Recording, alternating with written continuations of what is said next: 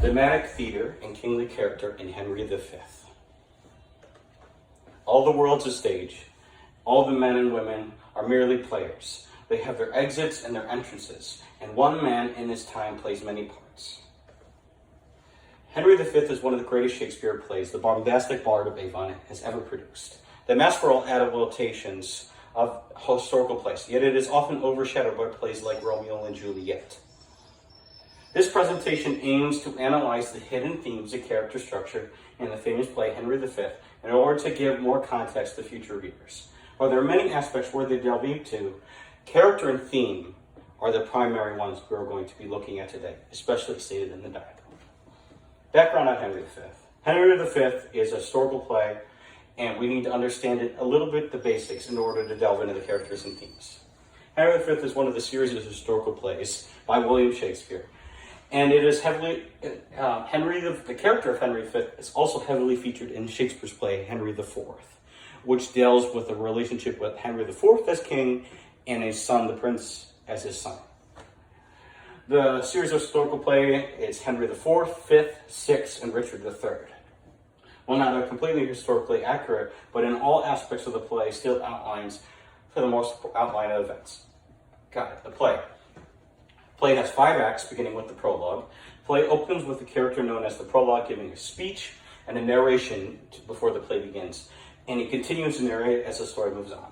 The prologue is an important character in its own right, and it is also known as the chorus.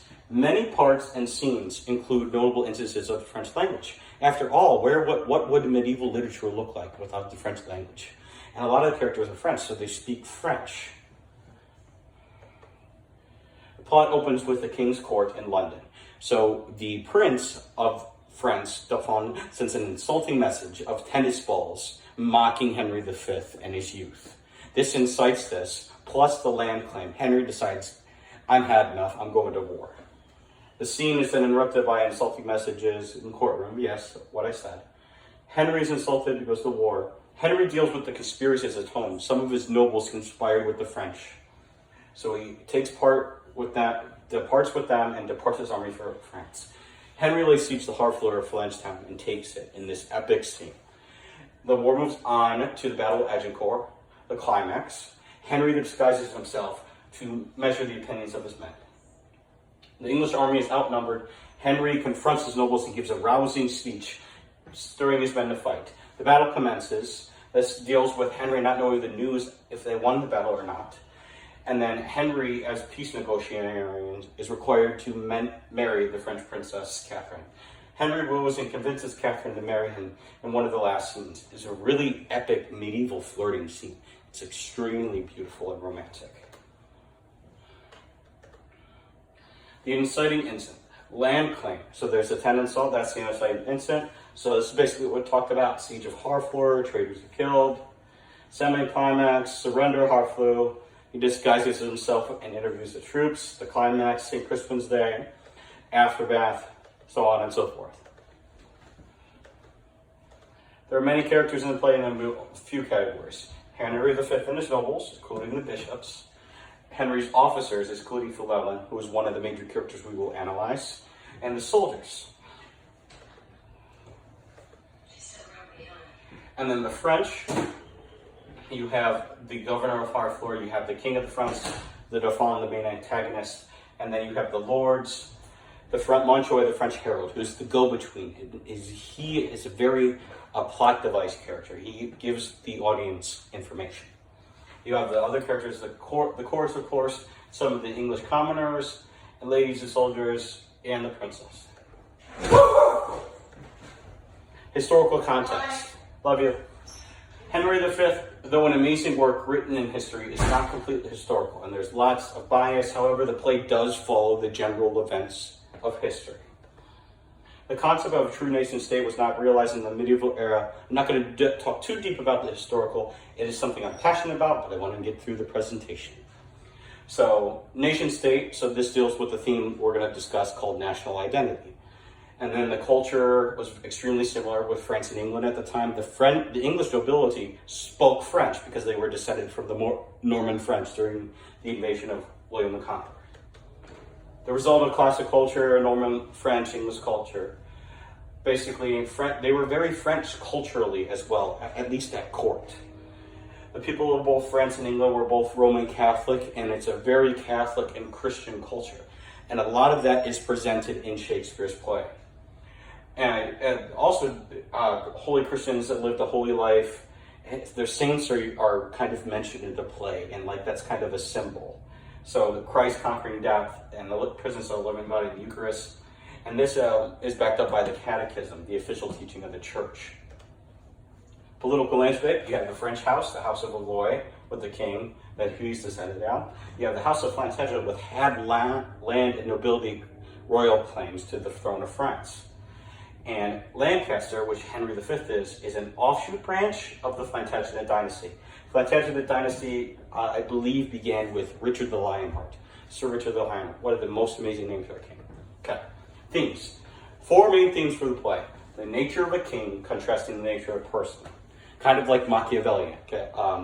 A good ruler must be loved and feared. The just war clause. The nature of war itself, why it is justified, what makes it a just fight and a just cause. That also deals with the Catechism, which is a thing in the Catholic Church. It's like, is it a reasonable cause to fight for?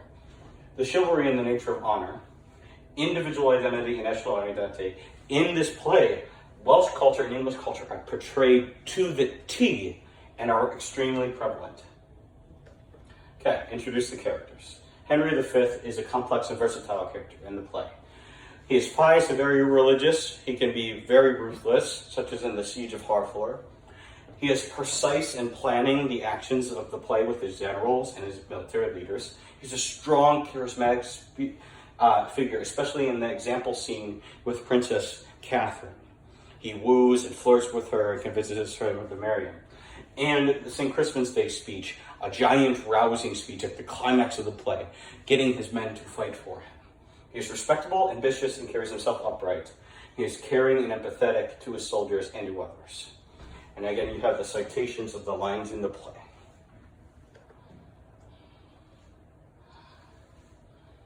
Okay. Henry V is, okay, my bad. Henry expresses the difference of nature in a king and a man in a few ways. In the scene of Act 2, Henry confronts with his nobles who betrayed him in a scene of great conflict. It shows that while men can and should be merciful to one another, a good ruling king shows strength and even ruthless judgment. He puts them to death for trying to betray him. Henry V also expresses chivalry as a primary theme in the play. He tries to show honor to his enemies, even in wartime. He respects the traditions of parley, meeting with the enemies, negotiating battle things, and having mercy on the city of Harfleur after confronting them. Ransom, to an extent, captured knights, prisoners of war, and his interactions with Herod Montjoy really touch on this part of the chivalry. For more context on the nature of the king, the beautifully edited book, Henry, The Practice of Kingship, G.L. Harris says, the king stood at the apex of human society, looking to God as the immediate above to his subjects below him. To God he should be humble and obedient, for only they could be expected the obedience of the subjects. Makes sense, right? To his subjects he should appear magnificent, glorious, representing them the qualities of the Godhead. With regards to the just war theme, the Henry V and his soldiers believe in the rightful claim to the land and Henry's claim to the throne of France. And the opening line, the prologue of the play, the chorus says, then should the warlike Harry assume the port of Mars, and at his heels, leashed in like hounds, should famine, sword, and fire crouch for employment. He is the dispensary of war, this just war upon the people of France. Okay. Furthermore, the speech known as Once More into the Breach speech, which we'll have a recording, further touches on the justness of the cause they were all fighting for. The speech also throws the theme of national identity. Following will be a recitation of the speech.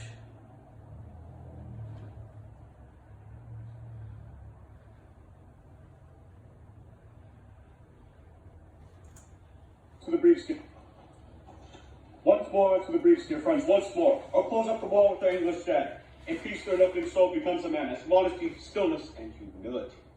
Oh, when the blast of war blows in our ears, then imitate the action of the tiger. Stiffen the sinews, sum it up with blood, disguise fair-haired nature with hard-favored rage, then lend the eye a terrible aspect, let it drive to the post of the head. Like a brass cannon, let the brow overwhelm it, as fearfully as doth the gallant rock, overhang and jutting his confounded base, swelled with the wild and wasteful ocean. Now set the teeth and stretch the nostril wide, hold hard the breath, and bend up every spirit to its full height. On, you noblest English. Whose father's blood is spat from fathers of warproof, fathers that, like so many Alexanders, have in these parts from morn till even fought, and sheathe their swords for lack of argument. Dishonor not your mothers. Now attest the throne whose you call fathers did beget you. Be copy now to men of grosser blood, and teach them how to war. And you, good yeomen, whose limbs were made in England, show us here the method of your posture. Let us swear that you are worth your breeding, of which I doubt not. For there is none so mean and base that hath not noble luster in your eyes. Straining upon, I see you stand like greyhound in the slips, straining upon the start. The game's afoot. Follow your spirit, and upon this charge, cry, God for Harry, England, and St. George!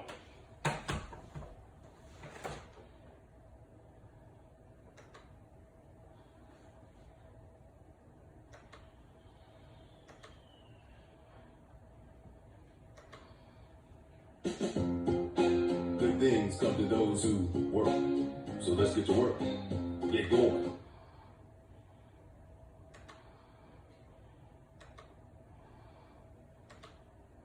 Okay.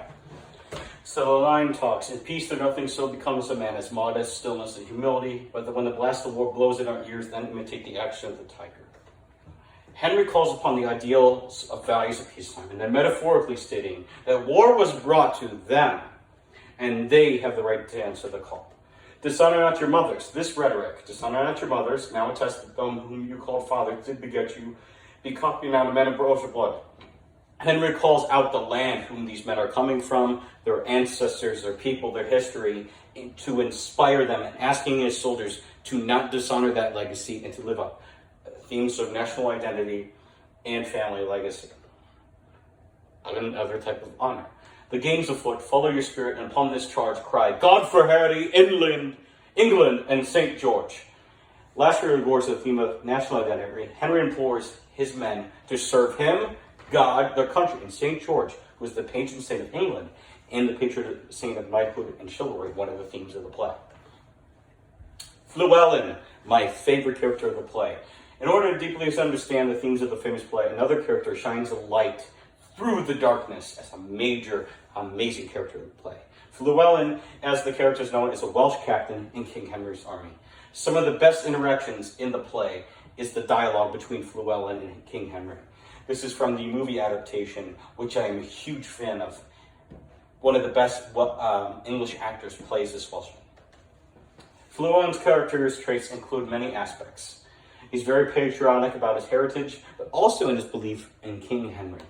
He's very witty and a bit on the comedic side. That's how Shakespeare wrote it.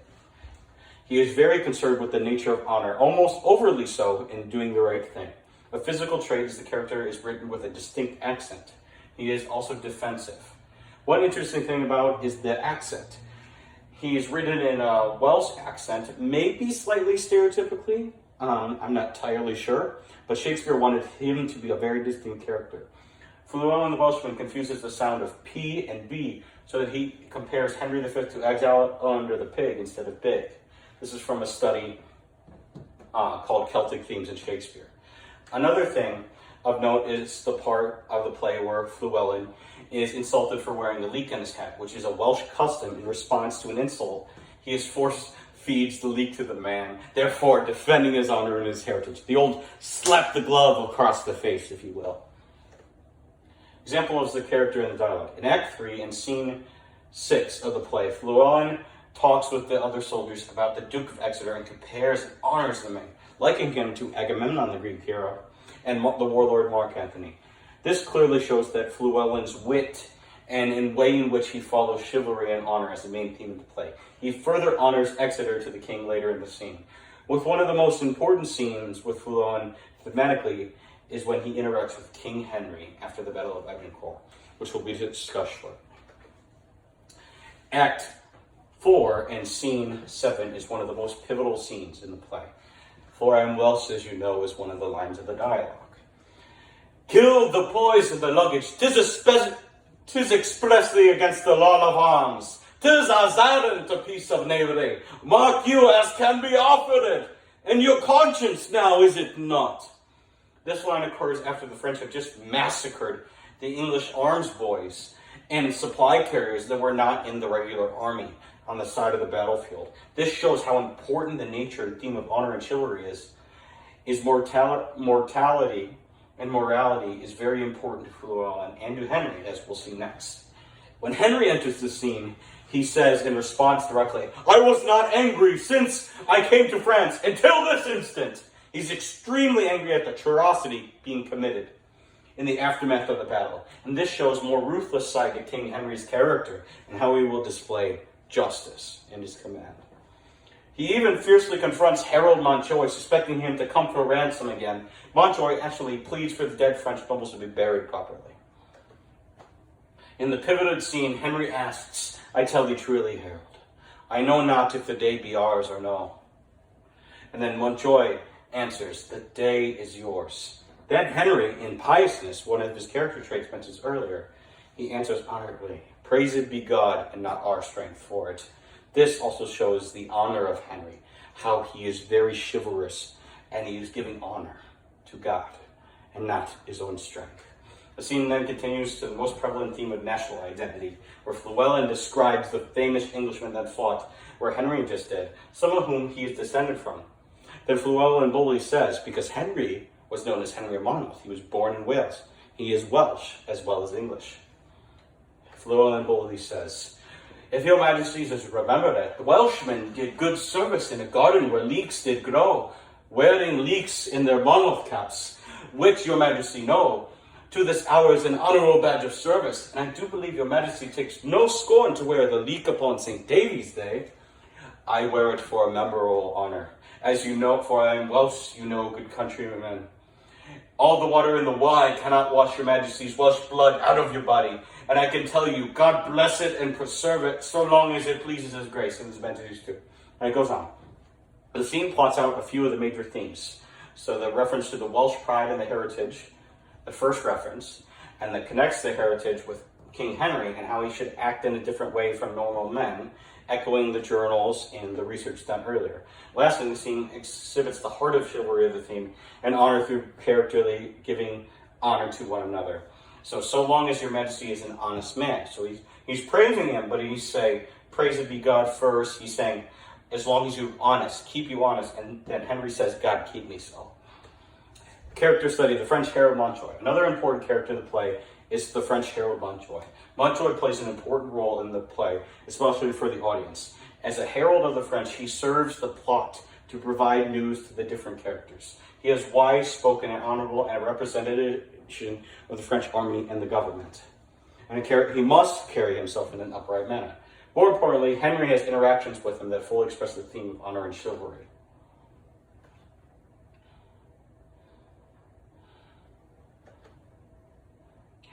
This is also the St. Crispin's Day speech, which there's a recording for it on the presentation. I'm going to move forward and analyze it from line by line, but it's still on the presentation and it's very worthwhile.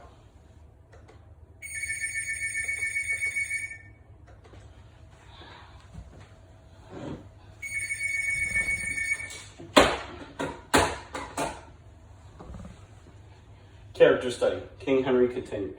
The St. Crispin's Day speech is a perfect breakdown of the themes of the play. Firstly, the king uses his charisma to stir his men to fight and go after their honor. Lines like, Crispian, Crispian shall ne'er go by from this day till the ending of the world, but we in it shall be, remember that. And others in the speech imply that men will have to be remembered in their glory for years to come. And the fewer men, the greater share of honor implies that overwhelming odds they're about to face increases the honor and the honor they would receive. Lastly, Henry stirs with senses of identity with him. He identifies himself with his soldiers, proclaiming, "He that sheds his blood today shall be my brother." Even the common man, that they are all equally fighting for the cause. This is also echoed in the TV series about World War II called Band of Brothers, which a few of the men in the company in World War II were inspired by this play and this line.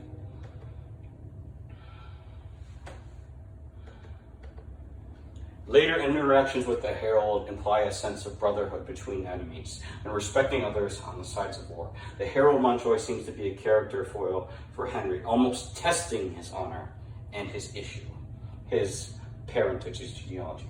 Concluding thoughts. Henry V is an iconic and extremely relevant play with great themes that will leave a legacy yet to be fully told in ages to come. Its portrayal and command of character is precisely what allows its prevalent themes to be presented perfectly. There's the sources.